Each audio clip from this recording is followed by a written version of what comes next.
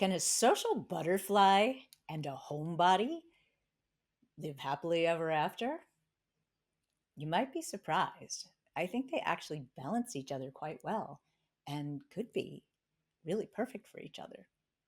Welcome to my Broken to Brave podcast. I'm Donna Barnes, and I want to talk to you about, can an introvert and an extrovert be a good couple?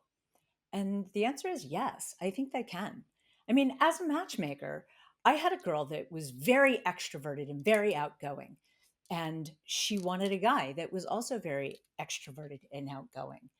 But I sent her out with a guy who had said to me, I was telling him a little bit about the girl, and he said to me, I can be extroverted, but I also can be introvert, right? Which they call that an ambivert now, right? Somebody who's a little bit of both. And he actually ended up being a really good match for her because you can balance each other out a little bit, right? If someone's a real social butterfly and wants to be out all the time, and then the other person's a homebody and wants to be at home all the time, if you can find a happy meeting, and if you really fall for each other and you have great chemistry, the extrovert can pull the introvert out of their shell a little bit, and the introvert can kind of ground the extrovert a little bit. And I mean, look, I'm very extroverted. I love to be social. I love to be out around people. But then I really need my alone time to kind of regroup. And I think best when I'm completely alone, right? I always say I get my best ideas when I'm either in the shower or out on a run because I'm a runner, because that's how I get my introverted time, right? So, and I think all extroverts do need introverted time sometimes. So, if you're very extroverted, don't discount somebody who at first meeting seems very introverted, because they might just take a little while to warm up to you, but that's not a bad thing. And I suggest that you hang in there with it and explore how it might really balance out your relationship. Communication is the biggest piece of it, though. I think you need to always be open and honest about what you're feeling and hold strong boundaries. So that if your socialite is wanting to go out every night and all the time and wanting to drag you along, and you really don't want to do that, you need to express to them that you don't really want to do that. And then at the same time, the homebody can't expect their extrovert to want to stay home all the time, right? Like if one of you wants to watch a movie and the other one wants to go to a party, that's a little bit of a problem, right? And that's why most people think that introverts and extroverts don't get along. However, I think there's a little bit of a time for everything, right? And I think, if I'm honest, I don't watch that many movies anymore because I am quite an extrovert and I'm quite social and I like being out and about and doing other things. But if I'm with somebody that says, "Hey, you want to sit and watch a movie?" I usually really enjoy watching the movie. I mean, geez, I started out as an actress. So I used to see movies all the time. And maybe that's partly why I don't now. But my point is, opposites attract on a superficial level. And I think it's good sometimes to have somebody who's opposite of you, especially like if you're a talker.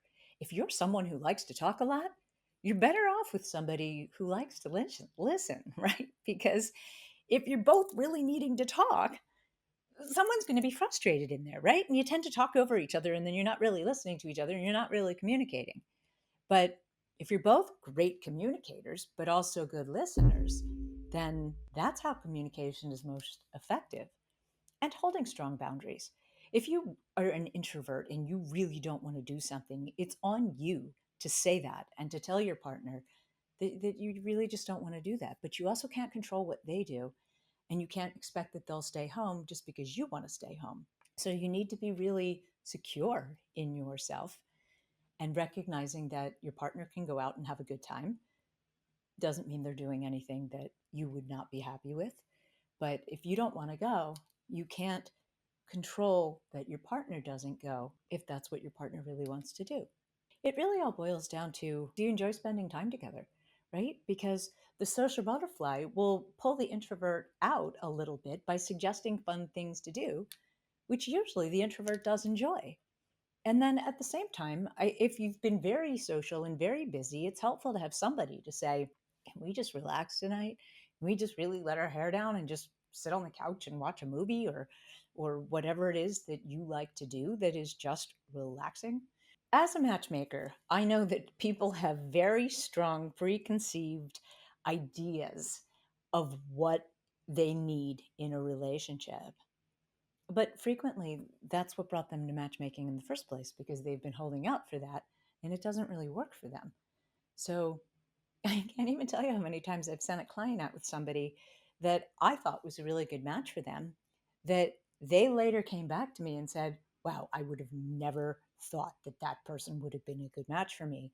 But they're crazy about them and then they're really happy. If there's anything at all I've learned about matchmaking is exactly that, that, you can put two people that are perfect together out on a date and they don't like each other. And then other times I've thought, and I'm not sure that this person is right, but I'm just going to give it a shot anyway. And then they're crazy about each other. And the client thanks me profoundly for introducing me. So that's exactly my point. I think sometimes we think we want and what we actually need are different. So keeping your mind open to that is helpful in choosing a partner because sometimes someone seems like they might not be a good fit, but then as you get to know them, you're very drawn to them and you find that you have a great rapport with them and they make you happy and you enjoy their company. And if you connect and you have good chemistry, try not to hold on to your preconceived ideas of what you needed. Now, having said that, I do think you need to have real requirements. Like, what is a requirement? Why do you absolutely need? And like the biggest example of that, especially with matchmaking, is if you want to have a family, right?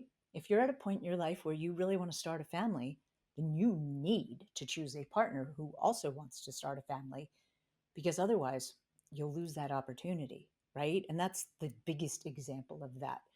But whatever it is that you absolutely need, you do need to hold strong about that. And if you meet somebody that you're crazy about and that you have great chemistry with, but you recognize that they don't want the same thing as you, they actually don't possess what you require, you need to love yourself more and say no to getting to know that person better because you'll waste your time really falling for somebody who isn't right for you.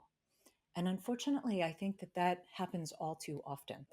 I'm later in my life at this point, right? And people that in their 30s settled for somebody that they thought would change their mind about having a family, but then never did, right? And honestly, I never had kids because the guy that I picked at the time that I really wanted to do that didn't want to do it and was dragging his feet, right? So I left him thinking it was the kick in the ass that he needed. And, you know, anyway, it didn't work out, right? So, and I don't recommend doing that, right? Like, I know a lot of times people leave a relationship because they think it's the kick in the ass that the person needed to then say, yeah, let's get married. I can't live without you. But it frequently backfires, right? That particular guy was like, you broke up with me. And he could not forgive me for that, right? So don't play games. If what you want your partner isn't capable or isn't interested in also doing, then you need to let go and be strong enough to walk away to find somebody who can, who is what you're looking for. Nobody's perfect. Right? You will never find the perfect person, right? So sometimes Mr. Right now becomes Mr. Right if you choose to think of him that way. And the same thing with women, right? Like it's just that, you hear that expression, Mr. Right, right? But it's the same as Miss Right or Mrs. Right. Sometimes somebody that you thought was just a temporary can really become the love of your life if you're open to that. Try not to be rigid in your thinking, I guess is what I'm saying. Rigid thinking can preclude people from your life that might have been good for you if you felt differently. And honestly, because people that I met years ago that I didn't think were right for me, that years later I ran into and then really fell for, right? And I think that that can happen. Timing has a lot to do with everything. I do think it's a lot of timing. So sometimes you meet the right person at the wrong time. I've frequently said that. Sometimes you're just distracted by something else in your life and you can't see the person in front of you, or you change, right? Like I've done a lot of self-growth work, so I've changed and I'm different now. And what I want in a partner has also changed because the added benefit of doing self growth work is that it's easy to see in other people the things that they need to work on. And not everybody wants to do that, right? So, without getting completely off topic, I think, yes, an introvert and an extrovert can be really happy together if they communicate well and they can appreciate the other person's point of view and desires. And the social butterfly might need someone to ground them and get them to sit at home one night. And the homebody might really need the social butterfly to pull them out and get them be social. And usually you do have a good time. Even like, I mean, look, I met one of the greatest loves of my life on a night that I did not feel like going out, but I had promised my girlfriend I'd go to this party with her. And my other girlfriend and I were like, yeah, okay, we'll share a cab downtown. We'll stay for an hour.